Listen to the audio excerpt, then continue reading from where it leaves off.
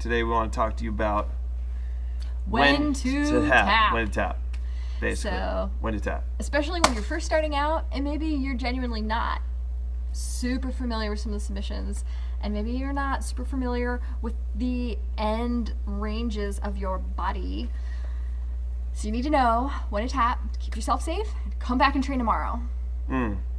So there's tapping too early and there's tapping too late. I've seen both. So you get lots of both. You get the I don't want to get injured, so I'm tapping like really early. So just like somebody takes your back and you're already tapping. You're like, all right, let me out, right? Let me out. Like, see, they don't even have a submission, right? And then there's the too late. The guy's like in an arm bar, or girl. I've seen a lot of girls like letting their arm go, right? They're in an arm bar. They're getting the arm like hyperextended, and they're just like, it's okay. We've all been there, right? So this video is basically about, how do you find that balance?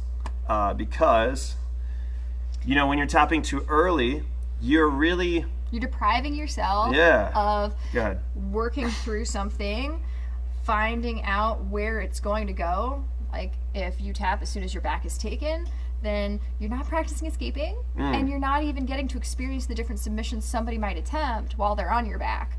So you're missing out. Yeah, it's also like for the person who took your back, it's kind of like, it's a little bit like you feel robbed because you're like, you took their back and you didn't get to like take it to its It's true. It's true. You feel totally robbed. You're just like, ugh. You're not getting to practice your attacks from the back when someone taps that early.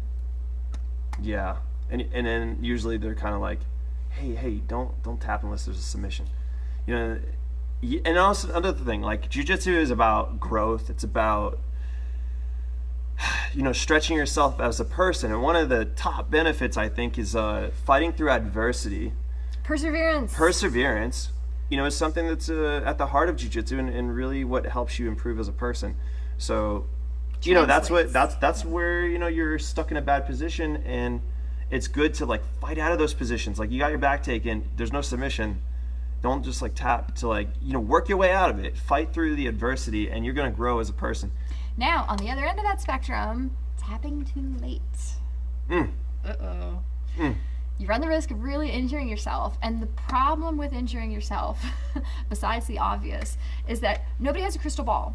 And you don't know what injuries are going to be chronic, nagging, debilitating, lifelong injuries. I don't want to scare anybody, but the fact is that you only have one body. You got to take care of it. You need it for stuff.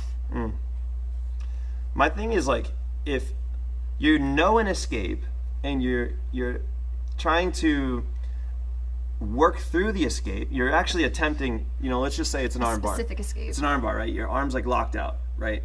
And the person has perfect control of your arm, and they're just like looking at you like, come on. Are you gonna tap? Are you gonna tap? And it's totally hyperextended. And you don't have a single clue of how to escape, and you're just like, like, just tap, reset, no big deal, right? No big deal. And then maybe ask your coach, hey, what do I do? Hey, what do I do? What are some escapes, right? So next time, maybe you don't let the grip break to be on its way to being tapped, or maybe you practice like it's called a hitchhiker's escape. You start running, and if you're trying to do the run thing and you just get stopped in it, then okay, tap, right? And this is for people starting out, right? As you get better and better, you learn all these different escapes and defenses. You got to find that balance between what's going to get you injured and taking it up to a point where you're just like, you're trying to find a way out. You don't always want to like just tap too early and just not look for ways to solve the problem. So allow yourself room to grow, but keep yourself safe. And if you're ever in doubt as to where you are in that spectrum, ask your coach and listen to what they have to say. I think if you don't know an escape and you're being put in a submission and you feel it's getting, and that's the other thing, don't look for it to be painful. Okay? Too late. It's kind of too late. Look for it to be like tight. Like when it starts getting, or right before it gets hyperextended, and you'll learn that with time, but like, like an arm bar. I don't feel any pain, but it's tight in your arm. And like, your arms you're about to feel pain. Yeah. You're about to feel some pain. Now, the last thing. That's probably when you should be tapping if it's tight. You don't need to wait till it feels pain. You know, that's why you like used to like heel hooks where you're twisting the foot like to, you know, isolate that knee joint. Like people say, oh, it doesn't hurt. Well, By the time it hurts, your it's knee too is getting late. tight and, you know, it's about to pop, you know, so. The last thing I want to say is for spectators and parents, if you don't train, don't have the physical familiarity with what some of these submissions feel like, and it may genuinely look like, why is my son or daughter just tapping? Like, shouldn't Yeah, they be giving trying up. harder? Are they just giving up? My son doesn't give up. But the truth is that some of these submissions come on really quickly, and I think they tapped too early to the guillotine. The Marcelo team, I think they tapped too early. it's entirely possible that your son or daughter is in a legitimate submission, and it's totally appropriate to tap.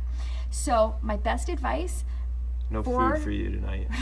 You tap. for spectators or parents is find a school with a coach that you trust and trust them to coach your child.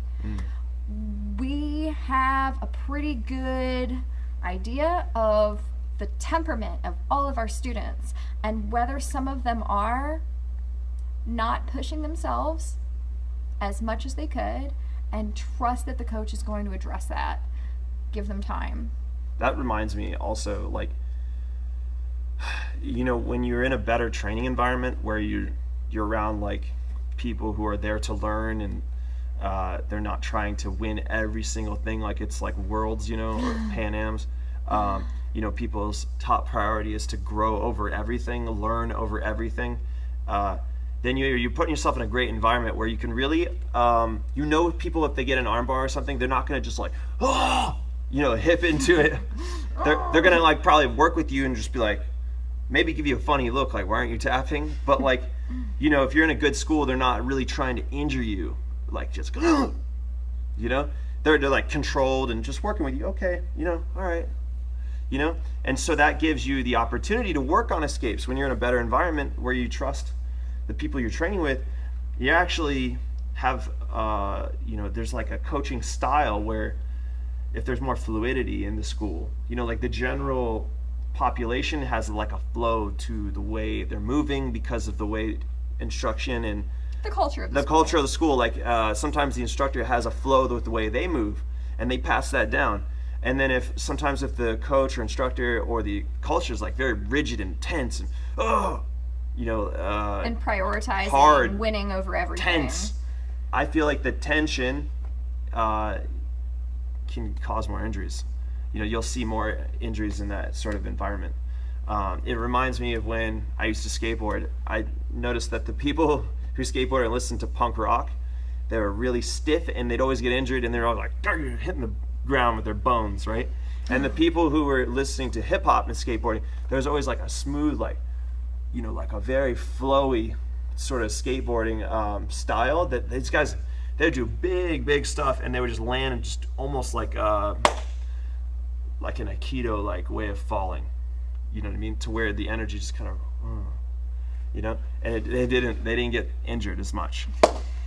So anyways, when to tap, just I would err towards the side of self-preservation, keeping yourself safe, especially in the beginning. So it's probably better to tap for too quickly than too late in the beginning. But as you get better and more comfortable, and especially in a better training environment, and you learn escapes, try to work on escaping, right, without taking it too far. Know when you're caught, and that'll take time, but you know, it's not very like one answer, you know, so that comes with time. Anything to finish up? No. Just especially when you first start training, you want to make sure that you can keep on training so don't get hurt. Yeah, longevity, right? Longevity. Right, staying Big in picture. it, staying in it a Long-term long goals. time. Long-term goals. Think big picture. Long term.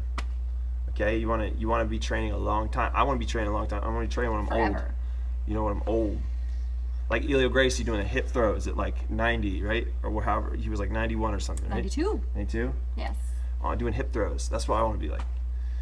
Okay, guys. Thank you. See ya.